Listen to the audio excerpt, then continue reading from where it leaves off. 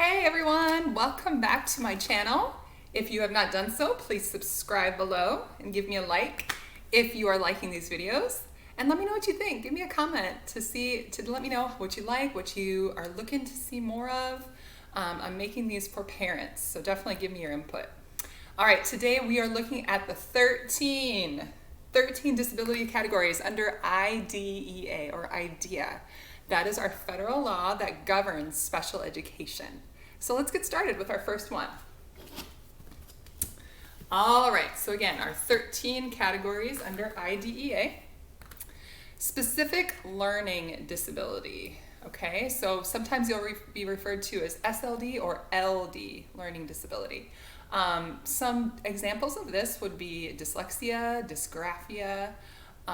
Many times these students will be able to be serviced within the classroom, the gen ed classroom, or they'll go to a resource or content mastery room to get some additional help.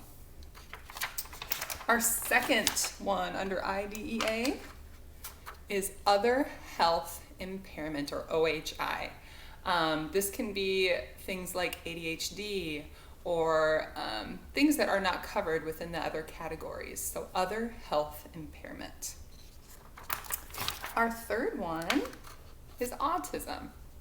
Very well known, sometimes known as ASD, Autism Spectrum Disorder, or AU. It can also be known as. Pretty well known. There's a spectrum, so there can be a really low functioning AU person or a very high functioning AU person that's able to function in a regular classroom and society just fine. Number 4, emotional disturbance. So these are your kiddos, let's fix that. These are your kiddos that maybe deal with some anxiety disorder, bipolar,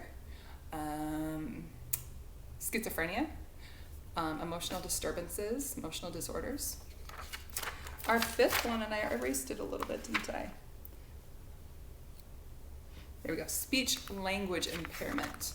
So this is probably a vast majority of my kiddos will come in and have speech language impairment.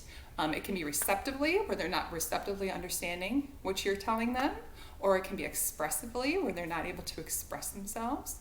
It could be with something in their mouth. Maybe they have a tongue tie, so it could be a physical issue. So there are different ways that can present itself. The sixth one is visual impairment. Visual impairment. So this can be, get the bright lights up there. Visual impairment. So this could be something like blindness, where one is fully blind. It could also be cortical visual impairment, where it's a brain thing, but it affects your vision. Your eyes might shake. Maybe you can only see out the corners of your eyes. So that could be a visual impairment. Our next one is deafness. Now the next 3 are going to be all regarding hearing, okay? So deafness is being fully deaf, not being able to hear anything, okay? Even with help, even if you had a hearing aid, you still can't hear. All right, after that would be hearing impaired. So it's enough where you would have the disability category, maybe a hearing aid would help. So not quite to the deaf part, but still it's impaired enough that it's considered a disability under IDEA. And then deaf-blind. So if you remember Helen Keller, she was deaf as well as blind. And so there is also a category for that, which many times those students are better served in a certain school where there's specialists that are able to help them. So it may not be serviced within the district. The district would pay for it, but they would go elsewhere to get that really specialized service. Our next, number 10, is orthopedic impairment. So again, this would be a lack in bodily function, mobility. The first one that comes to mind for me would be cerebral palsy, having to be in the wheelchair because they're just not physically able to move on their own. So orthopedic impairment. Next one would be intellectual disability. Again, that would be probably well below 70 for IQ.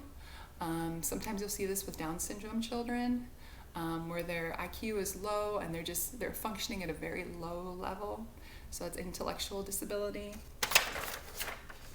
We have traumatic brain injury, TBI, This can happen at any stage of life. It's blunt force trauma basically to the head, where the brain is impacted and impaired in such a way that you lose some speech, you could lose different functioning of different parts of your body.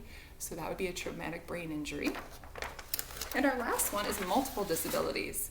And this is an interesting one. I've never had to deal with this one myself, but it's more than one of these. So let's say if you are, if you're emotionally disturbed and you have another health impairment, that would probably go under multiple disabilities, but that's not something I honestly see very often.